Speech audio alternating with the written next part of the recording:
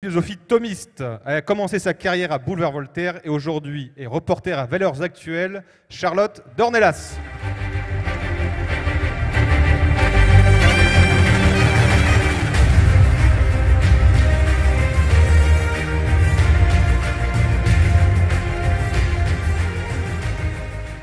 Essayiste, journaliste, il a le défaut d'être libre et de toujours dire ce qu'il pense. C'est le directeur de la rédaction de l'Incorrect, Jacques de Guilbon.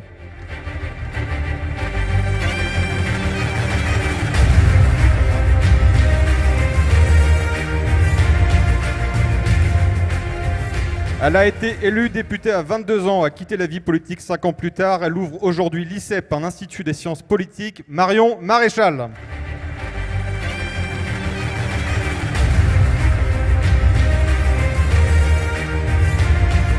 Et cette table ronde sera animée par Benoît Sevilla des Éveilleurs d'Espérance.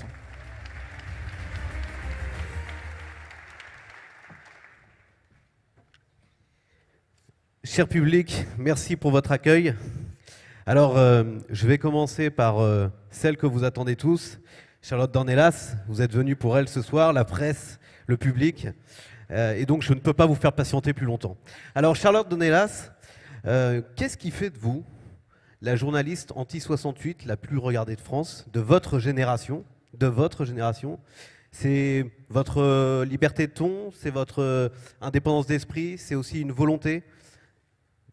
Alors, je n'ai pas pour volonté, bonsoir à tous, j'ai pas pour volonté d'être une journaliste anti-mai 68. Je suis assez d'accord sur un point de ce qui a été dit précédemment, c'est que je pense qu'on s'est focalisé beaucoup sur mai 68 et que si on veut, je suis un peu comme Solzhenitsyn, je condamne toute révolution en elle-même.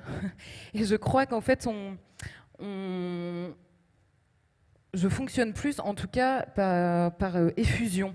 Je crois que quand je suis certaine d'une chose, la seule chose que je cherche par mon métier, et je pense que tous mes confrères font la même chose, je l'espère, c'est la vérité. Je la cherche humblement, évidemment, mais parfois on sait qu'on l'a trouvée, on a l'intuition déjà, et même parfois la certitude de l'avoir trouvée. Et il se trouve que je l'ai parfois cherché sur des sentiers différents, par l'éducation, par l'endroit d'où je viens, par le regard que je pose sur les choses, peut-être aussi par la génération d'où je viens.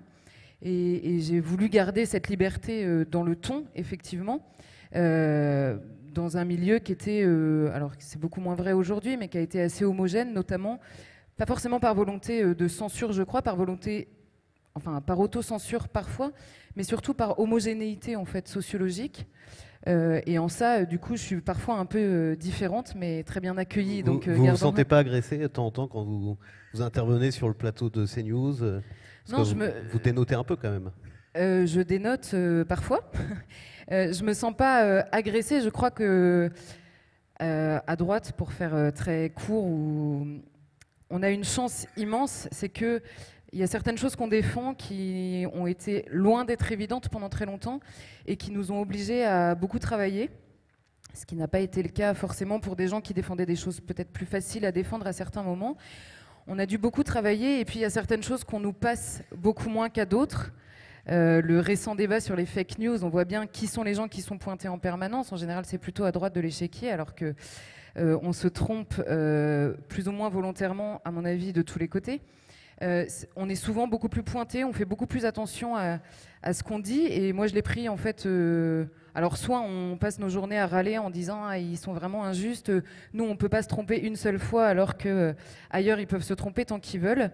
Soit on décide d'en faire un atout finalement, de se dire finalement personne ne veut se tromper en fait, on n'a pas envie de se tromper et en tout cas dans la mission d'information, c'est évidemment pas quelque chose qu'on veut faire consciemment et le moins possible, même inconsciemment. Donc moi je l'ai pris comme un atout et je fais extrêmement attention, je travaille des sujets dont j'ai à parler et donc voilà, donc je me sens pas agressée. C'est parfois plus difficile parce que on est peut-être moins nombreux dans la masse. Mais voilà, non. C'est peut-être aussi pour ça qu'on vous entend plus. Alors, Marion Maréchal, il fallait bien que quelqu'un se dévoue pour vous poser la question la plus brillante du moment, à laquelle d'ailleurs je pense que personne n'avait songé. Pourquoi vous êtes parti pour revenir si vite? Cette fameuse question. Merci de votre originalité déjà avant tout. Alors sachez commence bien que pour moi. à l'époque de Balance ton porc, il est assez malvenu de vouloir absolument faire dire oui à une fille qui n'arrête pas de dire non. Voilà, donc pour votre information.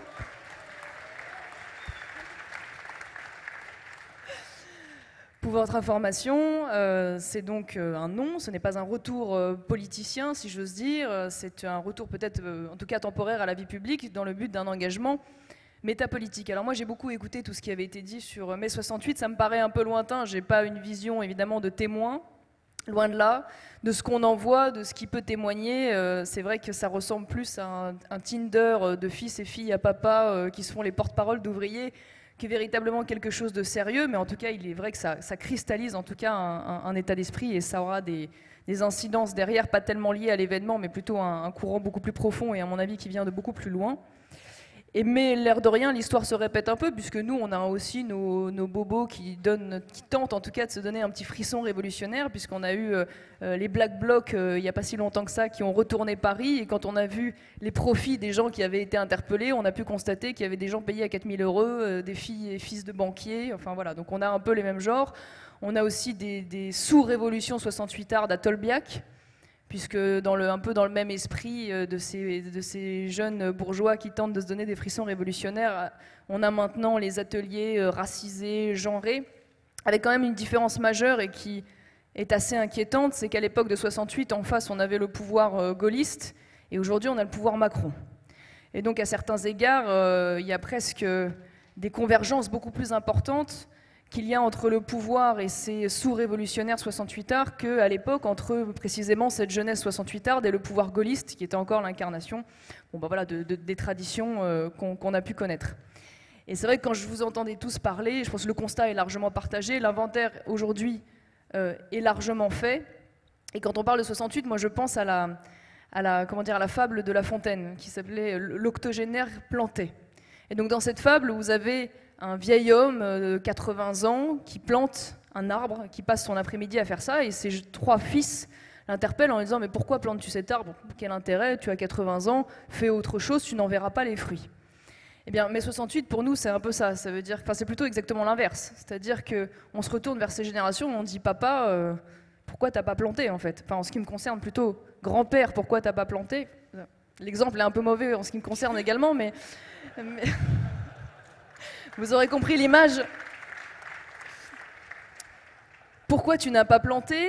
Et donc finalement, l'inventaire qu'on fait nous, c'est celui-ci, c'est un constat un peu amer et plein de reproches. Et la vraie question derrière débrancher mai 68, finalement, c'est qu'est-ce qu'on rebranche? Et je crois que l'une des choses qu'on peut rebrancher, et dont notre génération, la génération de droite, conservatrice pour faire simple, a pris conscience, c'est la nécessité d'accepter, ce que n'acceptait pas cette génération à l'époque, une forme de report de satisfaction. Ça veut dire que si on veut transmettre, il faut accepter de ne plus être dans la jouissance immédiate, et il faut accepter de construire sur le long terme. Ce qui est assez exigeant, c'est vrai pour nous, alors que nous sommes peut-être au summum des délires individualistes, et ça impose une certaine rigueur morale, intellectuelle, qui n'est pas dans l'air du temps de s'imposer un peu à contre-courant. Mais ce qui me rend très optimiste, c'est que l'histoire est écrite par les minorités agissantes, et qu'en ce qui nous concerne, et en ce qui concerne la jeunesse, qui c'est vrai est l'air de rien encore une minorité dans le cadre de la société actuelle, c'est qu'en tout cas au sein de cette jeunesse, je pense que cette aspiration à rebrancher la transmission, ce souhait de nouveau de pouvoir construire dans le long terme, et de ne pas uniquement penser à soi. Il y a une phrase que j'aime bien qui disait « L'homme moderne prépare sa retraite comme le chrétien prépare son salut ». Eh bien, sincèrement, je pense qu'aujourd'hui, nous avons conscience qu'on ne peut pas raisonner uniquement à l'aune de nos simples existences, surtout au regard de la situation dramatique à certains égards sur le plan parfois social, économique. Et donc, on a envie non pas de préparer nos retraites à nous, mais la retraite de nos petits-enfants. Et à ce titre, c'est dans cet esprit-là, en tout cas, que moi, je m'inscris dans ce projet éducatif à long terme et que j'espère, moi, à mon petit niveau, pouvoir très partiellement débrancher mai 68. En fait, vous avez pas vraiment répondu à ma question, mais j'ai la réponse. En fait, ce sont mes questions, ce sont mes réponses. En fait, vous vouliez revenir pour reprendre la parole.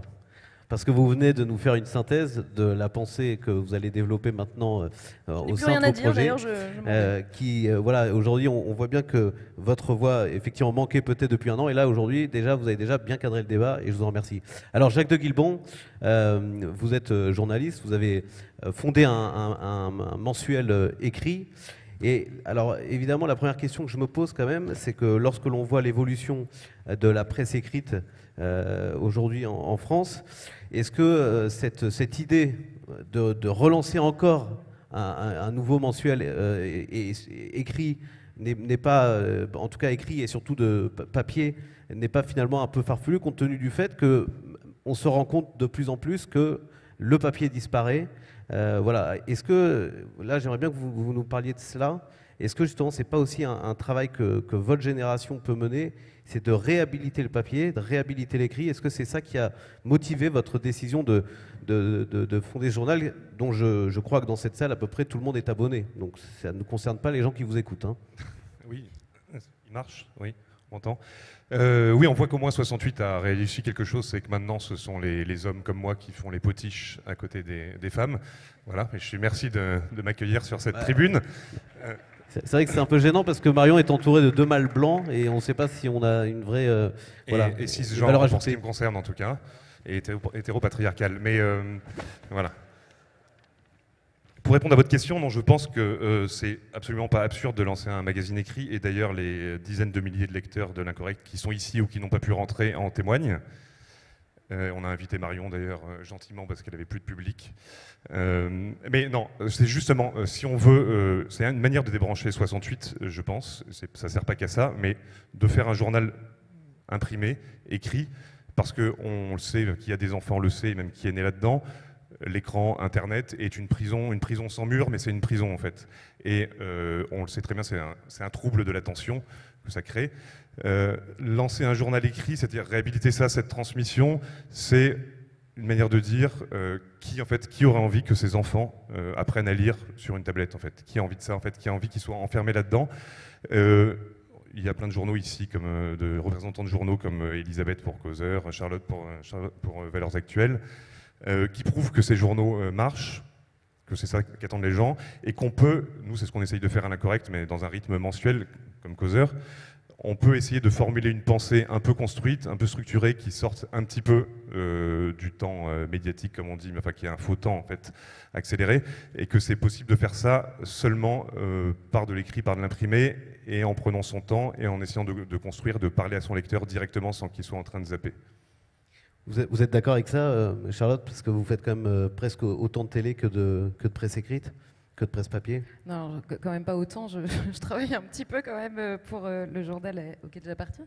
Mais je suis d'accord sur le constat, sur la nécessité et sur l'attente. Je crois que, bon, pour m'échapper un peu du sujet, mais je crois qu'il y a un exemple dans l'actualité, pour le coup, récent, qui doit tous nous donner à la fois l'envie de réfléchir à ce qu'on veut faire et à la fois le sens de l'espérance, c'est le colonel Beltrame.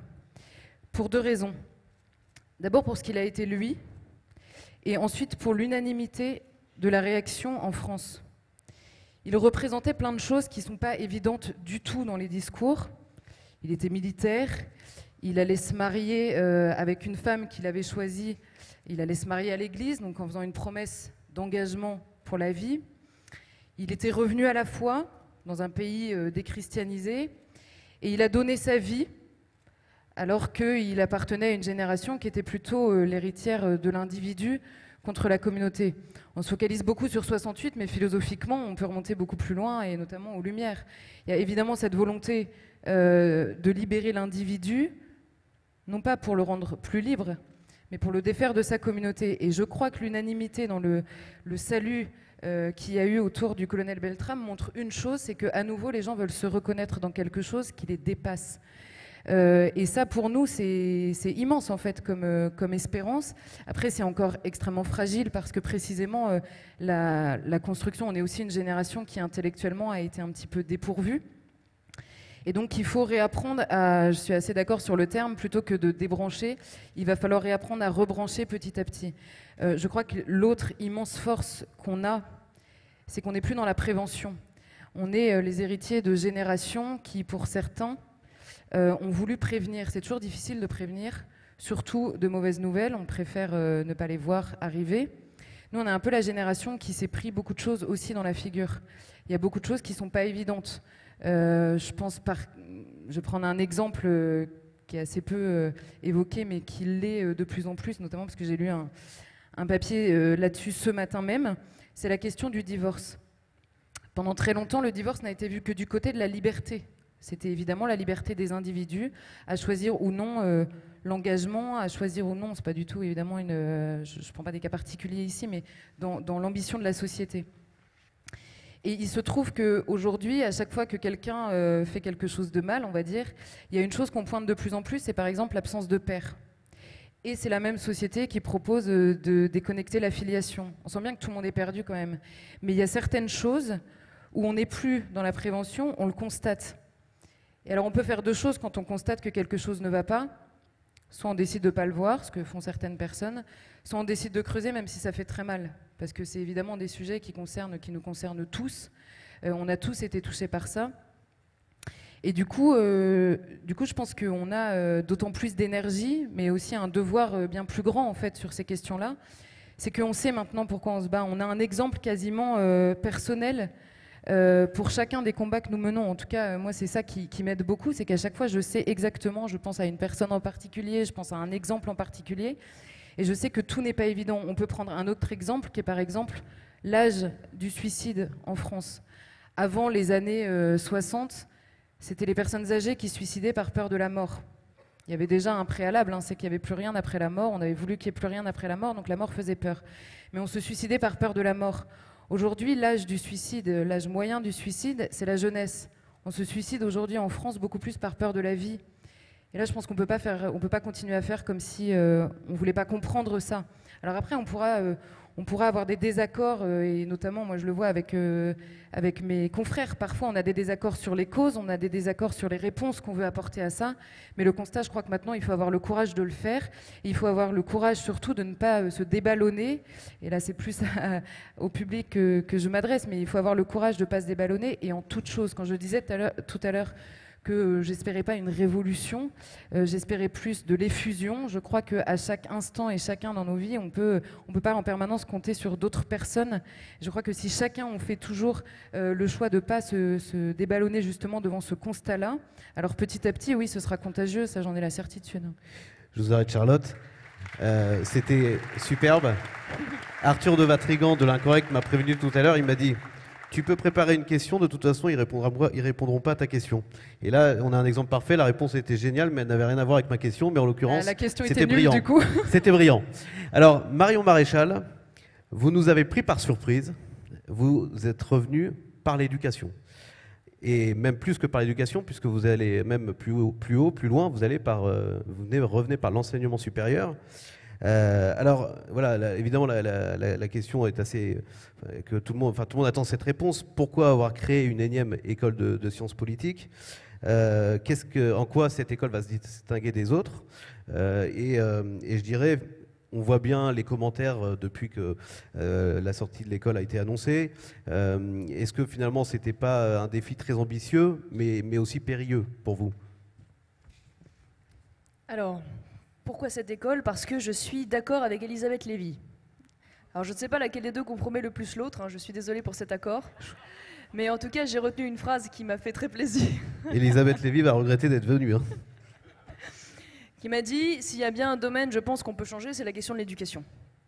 Et je pense que si on peut précisément s'attaquer à la question de l'éducation, c'est parce que précisément cet inventaire et ce constat sur les dérives, précisément 68 Ardes, on y reviendra juste après, sont aujourd'hui largement partagés par la population. Alors un peu moins rapidement, c'est vrai, par un certain nombre d'élites, parce que l'élite a quand même cette capacité assez incroyable et ce cynisme de toujours se préserver de ce qu'elle impose au peuple. Donc elle a évidemment fait le choix de placer tous ses enfants dans les meilleures écoles privées, et surtout, bien évidemment, de faire échapper ses enfants, ses chers enfants, de toutes les réformes qu'elle a largement imposées aux autres. Je pense évidemment à tous les délires pédagogiques, je pense au fait d'avoir abandonné la méritocratie au bénéfice d'une espèce d'égalitarisme totalement fictif.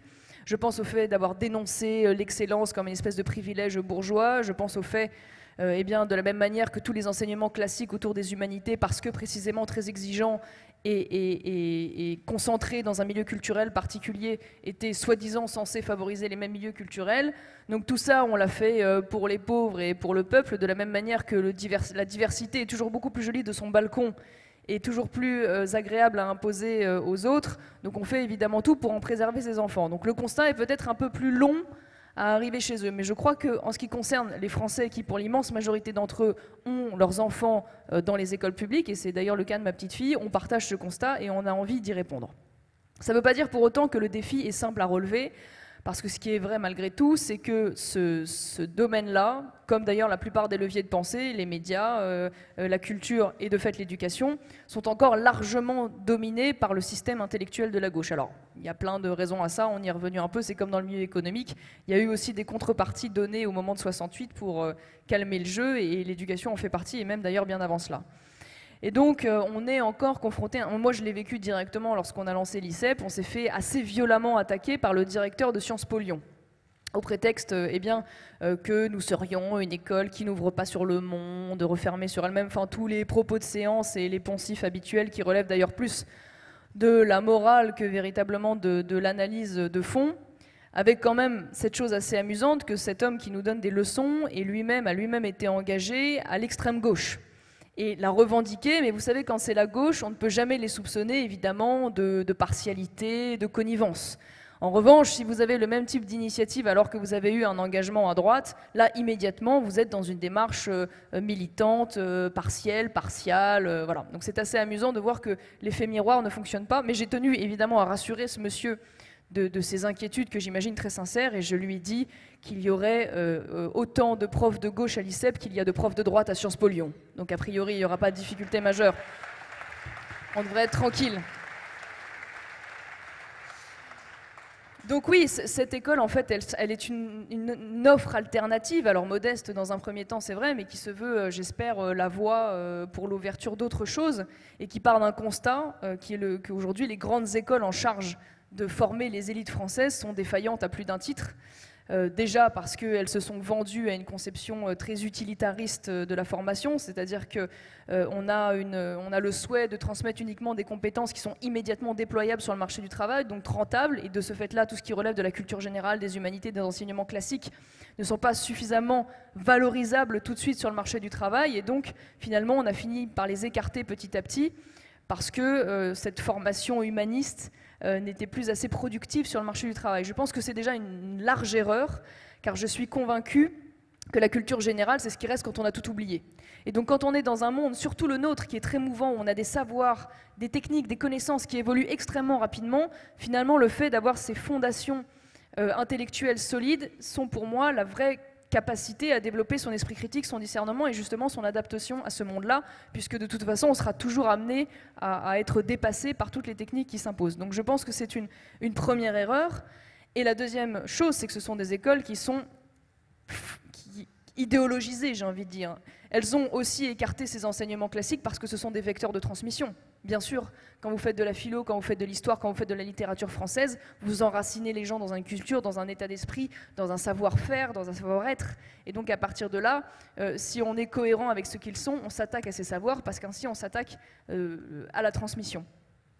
Et donc on a par ailleurs cette domination intellectuelle, cette adhésion massive, cette espèce de conformisme, cette uniformité dans ces écoles qui veut que l'on soit nécessairement vendu à la globalisation heureuse, à la fin des frontières, à la fin du cadre national. C'est vrai dans les business schools, c'est vrai dans un certain nombre d'écoles de sciences politiques. Et donc on forme des élites économiques ou politiques qui sont malheureusement passées dans ces espèces d'écoles que j'appelle moi des moules à gaufres. Voilà. Moules à gaufres macronistes. Donc il y a plein de gaufres là, qui sortent tous les ans et qui vont se placer dans les différents lieux de pouvoir et de formation. Et donc en fait, finalement, l'ambition de cette école, elle n'est pas très originale. Elle est simplement, non pas de remplacer une idéologie par une autre, non pas de remplacer un sectarisme par un autre, bien au contraire, elle est simplement de dire, voilà, on peut aujourd'hui, dans une école de sciences politiques, étudier les grands courants dominants, les grands auteurs dominants qui sont étudiés partout ailleurs, mais on peut aussi étudier ceux d'en face. Et c'est ainsi le meilleur moyen de développer le véritable esprit critique des étudiants. Donc on peut avoir Adam Smith, mais on peut aussi avoir saint Thomas d'Aquin. Et l'un n'exclut pas l'autre. Et c'est ça qui fera aujourd'hui le retour de cette qualité intellectuelle française. Et on peut aussi, ça c'est un autre équilibre que nous souhaitons mettre en place, on peut bien sûr intégrer les grands défis du monde qui sont des défis internationaux, c'est une réalité. On peut être conscient des enjeux géopolitiques, on peut vouloir d'ailleurs s'exporter à l'international, on peut souhaiter parler anglais parce qu'aujourd'hui c'est une nécessité, tout en ayant cet enracinement fondamental, ce n'est pas antinomique, tout en continuant à penser le cadre national, à agir dedans et à être dans une notion de leadership au service d'eux, voilà, au service des autres, de ses compatriotes bien sûr, mais aussi de sa communauté nationale. Et on n'est pas obligé d'être dans une pure logique de profit. On peut aussi intégrer dans sa carrière professionnelle des données qui tiennent compte de son environnement social, environnemental. Et je pense que les dirigeants de la nouvelle génération, ceux qui réussiront, seront ceux qui seront capables précisément de s'inscrire dans cette notion de service. Et c'est tout simplement ce qu'on essaie de remettre en place avec cette école. Oui, donc vous allez, je vous remercie. Alors vous allez vraiment réussir à avoir un corps professoral qui vient de différents courants de pensée. Donc comme vous le disiez juste avant, vraiment vous aurez des professeurs qui viennent de la gauche, des professeurs qui viennent plutôt du courant conservateur. Alors l'idée, si vous voulez, c'est d'avoir avant tout bien sûr des critères de compétences et des critères d'adhésion à l'esprit de l'école et à ses valeurs fondamentales, parmi lesquelles évidemment l'excellence, l'éthique, l'engagement, l'enracinement. Donc à partir de là, on attire des profils particuliers, mais nous ne sommes pas d'un parti politique. Nous ne sommes pas un sas de parti politique. Et l'intérêt d'une école, c'est que c'est un carrefour des intelligences.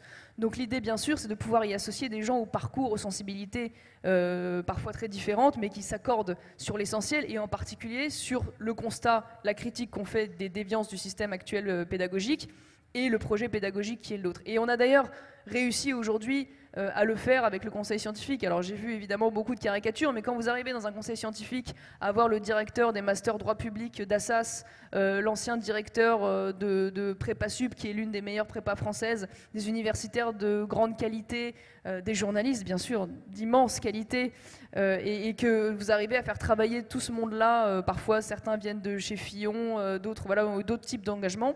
Je pense qu'on réussit déjà ce pari-là, mais une fois de plus, c'est pas un sectarisme par un autre, donc moi je ne m'interdis pas du tout dans le cadre de cette école, et je le souhaite même ardemment, qu'on puisse, par exemple dans nos cadres de conférences, inviter des intellectuels de gauche qui ont des choses intéressantes à dire et qui puissent aussi venir confronter leur point de vue.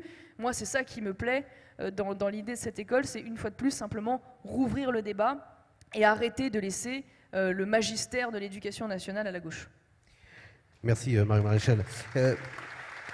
Charlotte Dornelas, vous qui avez moins de 20 ans, vous envisageriez de vous inscrire dans l'école de Marion Maréchal l'année prochaine ?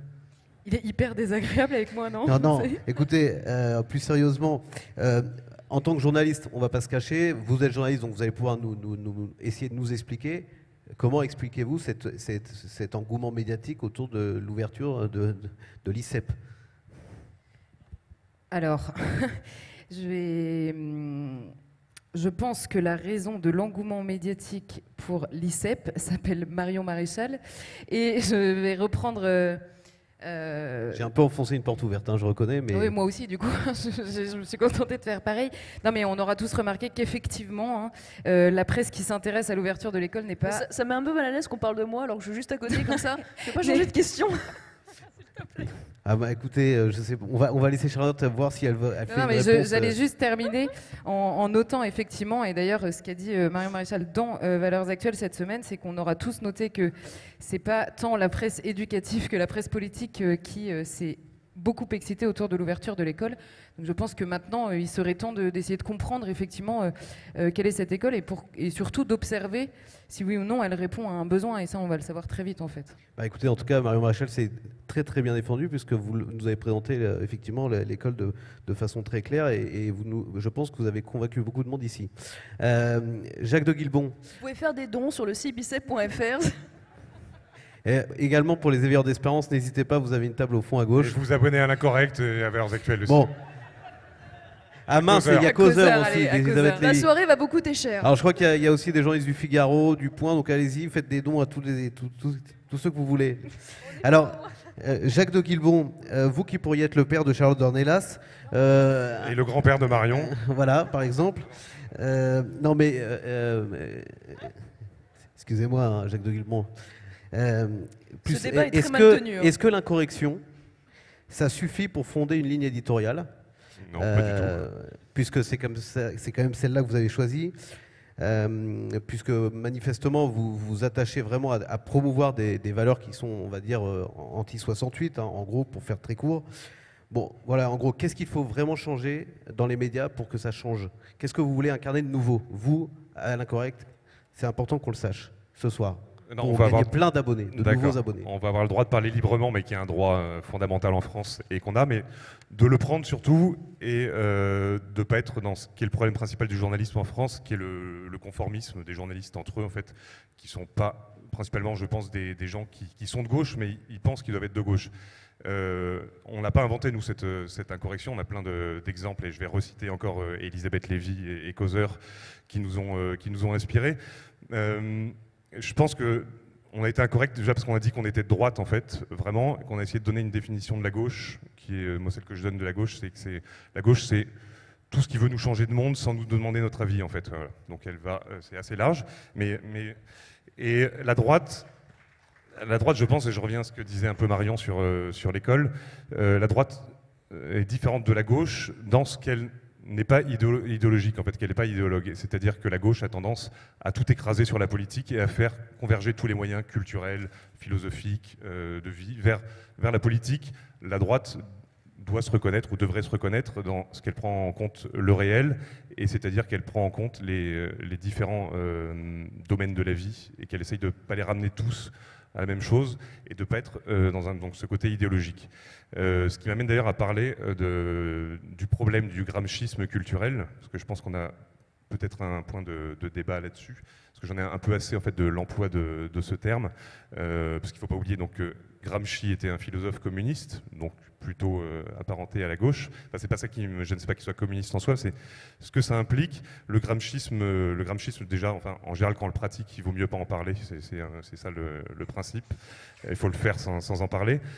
Mais c'est surtout qu'en fait, ça a tendance à écraser la culture justement sur la politique et à faire servir tout ce qui est culturel pour un destin politique. Et ça a tendance donc à assujettir la culture à ce but politique.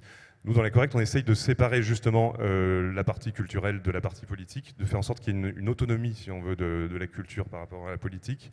Et je pense là, cette phrase magnifique, que j'aime beaucoup, de Léon Daudet, qu'on ne peut pas reprocher de ne pas aimer la France, qui dit moi, quand on me parle de littérature, la patrie, je lui dis merde, en fait.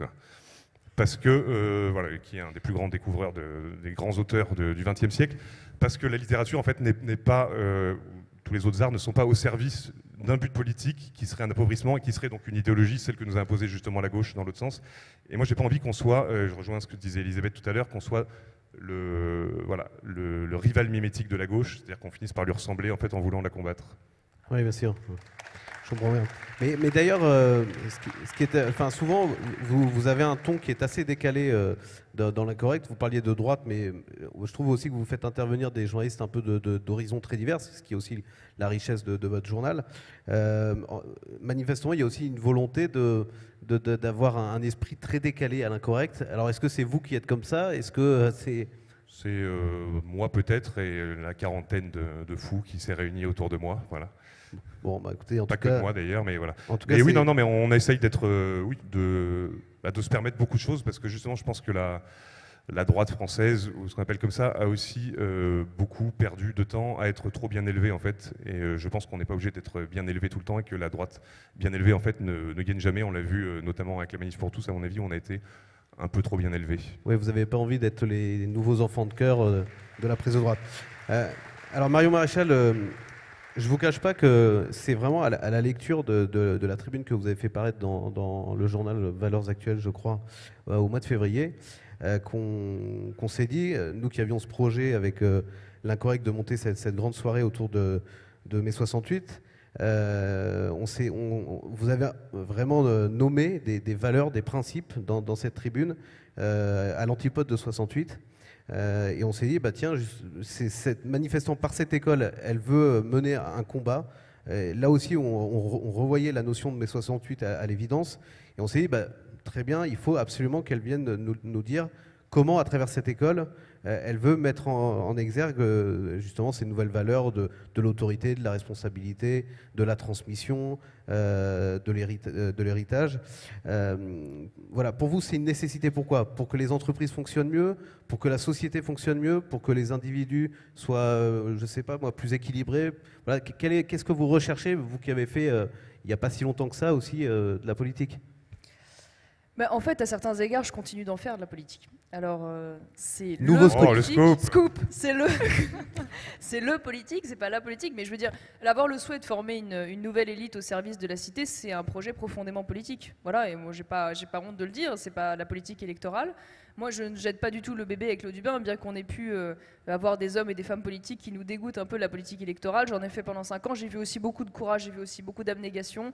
J'ai vu beaucoup de belles choses en politique. Il ne faut pas oublier que les politiques, c'est aussi ceux qui vont directement au combat sur les plateaux. C'est ceux qui vivent aussi leur engagement au quotidien, dans leur vie privée. Donc, je pense qu'il ne faut pas avoir un rejet par principe, si vous voulez, de dégoût de la politique électorale au sens large. Néanmoins, je vois une cohérence entre ce que je fais aujourd'hui et ce que j'ai fait sur le plan électoral. Moi, je me suis battue pour la défense, la transmission précisément d'un certain nombre de valeurs, oui, de principes, d'un mode de vie, d'une culture, d'une histoire. Parce que je pense que c'est le combat fondamental qu'on va avoir à mener sur ces prochaines années, peut-être bien au-delà de tous les autres. Et donc finalement, je vois le combat que je fais aujourd'hui comme quelque chose de complémentaire. C'est une poursuite, puisque je crois qu'on peut défendre cette transmission à travers le combat électoral, on peut le faire d'une autre manière, et la question de l'éducation, c'est une voie royale. Et c'est peut-être une voie encore plus nécessaire parce qu'elle s'attache à donner cela aux jeunes esprits, avant même parfois certains qu'ils ne votent pour ce qui concerne le primaire et le secondaire. Et donc à partir de là, je vois une vraie cohérence. Je pense que c'est un besoin pour l'intégralité de la société, parce que notre société, en tout cas les élites, on crève de ce manque à la fois de discernement et de ce manque d'esprit critique. Aujourd'hui, on a des élites qui sont des gestionnaires, qui sont des technos. Moi, j'appelle ça, j'utilise souvent ce terme parce que je trouve qu'il est parlant, mais des émigrés spirituels. Ça veut dire que c'est des gens, on l'a dit tout à l'heure, je me répète un petit peu, mais qui ont dépassé le cadre national. Ils sont de toute façon dans l'état d'esprit de se dire, parce qu'ils en ont la capacité, il faut bien le dire, financière, logistique, le jour où ça se passe mal en France, de toute façon, on embarque la femme, les enfants et on part à l'étranger. S'ils ne l'ont pas d'ailleurs déjà fait, au moins sur le plan fiscal. Les enfants, à peine sortis des grandes écoles, sont déjà partis à New York, à Shanghai et autres grandes métropoles, parce que finalement, c'est beaucoup plus rentable et ça fonctionne beaucoup mieux. Donc c'est des gens qui sont en fait fondamentalement pas totalement concernés par ce qui pourrait arriver aux Français non délocalisables. Voilà. Et donc moi j'aimerais bien former une élite qui soit dans un esprit de Français non délocalisables d'une certaine manière, c'est-à-dire de gens qui se sentent quand même concernés par ce qui pourrait arriver par leur peuple, y compris ceux qui sont un peu hors radar dans les campagnes, dans la France périphérique, quand bien même ils auraient la capacité financière de pouvoir en effet s'expatrier demain. Mais donc à partir de là, c'est ça aussi l'originalité de cette école. C'est déjà remettre en force, je l'ai dit tout à l'heure, mais les enseignements classiques, c'est-à-dire faire de la philo, faire de la littérature, faire de l'histoire, prendre des cours de rhétorique, enfin voilà, revenir à ces fondamentaux-là, une forme de pédagogie à 360, parce que je pense qu'on est beaucoup plus armé pour être un chef efficace quand on a cette science de l'homme qu'est la philosophie, cette science du monde, plutôt qu'en faisant une espèce de boogie-boulga managérial, même si on peut y trouver des outils intéressants, mais voilà, je pense que fondamentalement, c'est ça le vrai sujet, et avec tous les équilibres dont je vous ai parlé tout à l'heure sur le plan intellectuel, et sur cette volonté que nous avons finalement de remettre du sens dans le monde économique qui en est aujourd'hui de plus en plus dépourvu, parce qu'on a perdu ce sens aujourd'hui du travail. Alors c'est lié à plein de choses, on en a aussi un peu parlé tout à l'heure, et mai 68 a été aussi c'est un peu déclenché là-dessus, mais c'est-à-dire qu'on est passé d'une société rurale à une société urbaine, on est passé d'une société de propriétaires à une société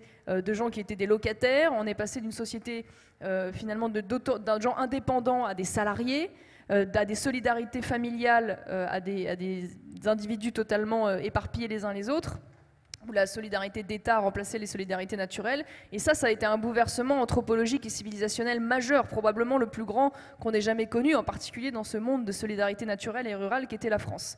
Et donc on est passé aussi de ce fait-là, non plus à des métiers, des artisans, des paysans qui voyaient à la fois le début et l'aboutissement de leur travail, donc ils voyaient le sens et la continuité, à des espèces de fonctions séquencées, salariées, dans des groupes qui sont des groupes extrêmement importants, et où donc les gens ont du mal, au-delà des salaires et du côté alimentaire, à voir pourquoi ils sont là, quel est le sens qu'ils donnent à leur travail. Et donc l'idée, c'est aussi de former des entrepreneurs qui puissent rapporter ce sens dans le travail, précisément en remettant des carrières, des ambitions au service d'eux. Voilà, on peut aussi réussir professionnellement tout en tenant compte, je le disais tout à l'heure, de données sociales, territoriales, environnementales, et je pense que c'est fondamental. Et la deuxième chose, c'est redonner de la performance. Là, pour le coup, je pense plutôt au monde politique, où là, c'est vrai que parfois, on a plus de facilité à donner du sens à ces engagements, mais plus de difficulté à redonner de la performance. Et donc, finalement, sans ces performances, je pense que c'est les deux enjeux majeurs qu'on va mettre en place dans cette école. Ok, merci beaucoup. Alors, je vous le dis, pour effectivement ne pas vous prendre en traître, on va terminer, je dirais chacun va prendre encore la parole une dernière fois. Vous êtes tous les trois, on va dire, entre trentenaires et quarantenaires. Vous incarnez une nouvelle génération. Alors, je me tournerai d'abord vers Charlotte Dornelas. Vous avez manifestement, en tant que journaliste, le besoin de faire passer des messages. Vous en avez parlé d'ailleurs tout à l'heure. En même temps, si on fait peut-être parfois, on a tendance à dénoncer le journalisme idéologique, au risque parfois de vouloir remplacer éventuellement l'idéologie des autres, peut-être par la sienne. Est-ce que vous assumez complètement le fait que vous puissiez être à la fois journaliste et militante, ou est-ce que ce n'est pas le cas ? Et par cette façon dans laquelle vous incarnez votre métier, qu'est-ce que vous voulez vraiment faire passer maintenant comme message pour dire on débranche, on sort de 68 et on avance autrement? Alors sur la question du journalisme et du militantisme, il y a un seul militantisme que je m'applique, et je l'ai déjà dit au commencement, et j'espère encore une fois que tous ceux qui ont la vocation de ce métier le font, c'est le militantisme de la vérité. Ça, j'assume et je le reconnais, et je signe aisément. Et donc forcément, je ne crois pas, en revanche, je ne suis pas très relativiste, et là, je n'apprendrai rien à personne, et je crois que la vérité, oui, elle se défend, et donc il y a des prises de position. J'ai jamais caché que je croyais très peu au journalisme objectif, comme on dit aujourd'hui. Il faut bien écouter cette phrase jusqu'au bout. Pourquoi je ne crois pas aux journalistes objectifs ? Parce que ce ne sont pas des objets aujourd'hui qui relayent l'information, ce sont bien des sujets, donc ils sont nécessairement subjectifs. Je crois qu'on a menti et on se ment à nous-mêmes en voulant faire un journalisme objectif ou neutre. En revanche, on gagnerait beaucoup à réfléchir à faire notre travail, non pas de manière neutre, mais de manière honnête. Et alors ça, j'essaye effectivement, à chaque instant, d'être la plus honnête possible. Je pense qu'après, on a des regards différents. Mais l'honnêteté aujourd'hui, et notamment parfois parce que la réalité est difficile, elle est parfois difficile à voir et elle est difficile à dire. Et donc ça, effectivement, parfois la réalité elle-même, et ça n'aura échappé à personne, est accusée de parti pris. Mais alors là, c'est pas à moi qu'il faut demander des comptes. Mais parfois, rendre compte de la réalité est considéré comme un parti pris. Alors celui-là, je l'assume évidemment. Et ensuite, sur le regard sur les choses, je crois qu'il ne faut pas confondre la vérité et l'opinion qu'il y a sur la vérité. Alors après, effectivement, je viens d'un endroit, j'ai une éducation, je suis attirée par certaines choses et d'autres confrères le seront par d'autres choses. Et je crois que c'est là qu'est important pour le coup le débat des idées. Est-ce que j'ai l'impression de risquer de sombrer dans l'idéologie ? Je ne crois pas du tout. Je vais reprendre là, et c'est un peu le combat, à mon avis, qui est le mien en tout cas, et qui est celui de beaucoup de gens, je crois, chez les conservateurs. C'est un mot de Mathieu Bock-Côté, donc notre ami du Québec, qui disait en fait il faut bien comprendre les conservateurs, en tout cas notre génération. Elle ne veut pas s'opposer en toute chose à la modernité, elle veut absolument et de toute urgence la civiliser. Or, je crois que pour le coup, je suis l'héritière d'une civilisation qui a accordé beaucoup de prix et beaucoup de place à la liberté, mais la liberté comprise non pas comme la volonté de faire ce qu'on veut en dépit de la communauté et en fonction de son individualité, mais la liberté de vouloir, de chercher et ensuite de servir ce qui est bien pour moi et pour la communauté qui m'entoure. Et alors, en ce sens, c'est la liberté que je recherche absolument, et je pense que à la fois ça m'accomplit moi-même, ça m'accomplit dans mon travail, et je crois que c'est le meilleur rempart contre l'idéologie pour l'idéologie en fait. Donc ça me fait pas très peur. En tout cas, j'espère garder cette motivation-là, et je pense que ça m'empêchera effectivement de sombrer dans ce que je peux dénoncer parfois de l'autre côté. Ouais. Merci Charlotte. Jacques de Guilbon, vous avez écrit il y a quelques années Nous sommes les enfants de personne. Maintenant, vous êtes un adulte, vous êtes même un père. Qu'est-ce que vous voulez apporter aujourd'hui à notre société en tant que journaliste très engagé ? Quel est vraiment, voilà, qu'est-ce que vous pensez qui doit être aujourd'hui l'objectif à atteindre? Moi, il y a une image que j'aime bien, que je ressors parfois, c'est celle de ce qu'on appelle la contre-réforme, mais qu'on appelle la réforme catholique plutôt. Et je vais vous dire pourquoi. Pour débrancher 68, parce qu'en fait, au moment où a eu lieu cette réforme catholique, c'était parce qu'il y avait la réforme protestante qui reprochait beaucoup de choses à l'Église catholique, qui pour certains étaient fondées. La contre-réforme a dit, ok, ça on est d'accord, c'est fondé, on va le réformer, mais en revanche, sur tout ce que vous nous reprochez, c'est-à-dire d'avoir trop d'or dans les églises, de mettre trop de saints, etc., en fait, on va vous en mettre encore plus dans la gueule. Et c'est ce qu'ils ont fait, ils ont créé le baroque, ils en ont mis partout, et ça a réussi, et c'est, je pense, le seul exemple de contre-révolution qui est réussi. Donc moi, c'est celui qui m'inspire aujourd'hui, avec cette phrase de Joseph de Maistre, il ne faut pas faire la révolution contraire, mais le contraire de la révolution, et donc je pense que c'est ce qu'on essaye de faire à l'incorrect, c'est-à-dire dans ce sens-là d'être incorrect et de ne pas reculer devant ce qu'on nous oppose à gauche, mais au contraire d'être encore plus violent qu'eux s'il le faut. Et revendiquer votre liberté de ton. Et vous le faites très bien. Et revendiquer votre liberté de ton, ce que vous faites très bien. Marion Maréchal, pour conclure, voilà, on a parlé de Gramsci tout à l'heure. Manifestement, voilà, aujourd'hui, vous avez, par ce retour, une volonté d'avoir un engagement plus métapolitique, vous l'avez dit vous-même. Alors, évidemment, la question, elle est un peu évidente. Est-ce que ce travail-là ne prépare-t-il pas les grands combats politiques de demain ? Alors, oui, alors on a beaucoup parlé de Gramsci, donc je pense que tout le monde s'accorde sur l'idée. Alors tu as peut-être raison, Jacques, de le fait que c'était peut-être pas très malin de l'annoncer tel quel. Genre, on arrive, mais finalement, il vaut peut-être mieux qu'ils se préparent. Ça leur donnera peut-être quelques chances de pouvoir se maintenir quelques temps, j'en sais rien. Mais ce qui est certain, c'est que oui, moi je l'ai toujours défendu. Je pense que le combat culturel est évidemment nécessaire au combat électoral. Et c'est vrai que de ce point de vue-là, il y a énormément de travail à faire. Donc bon, nous, ce qu'on va essayer de faire, mon équipe et moi, avec l'école, c'est... Il y avait une expression, je crois que c'est Todd qui disait ça, toi Jacques qui sais tout, tu vas pouvoir me confirmer ça, mais qui parlait des cathos zombies. Voilà, c'est ça. Et à certains égards, en France, nous avons des espèces de conservateurs zombies. C'est-à-dire que nous avons une population qui, je pense, majoritairement est une population qui est plutôt attachée à son enracinement, au fait de conserver évidemment les bonnes choses, mais les acquis, les savoirs, la beauté, le juste, le vrai, de ce qu'ils ont pu tirer de leur passé, et je l'espère aussi de le transmettre.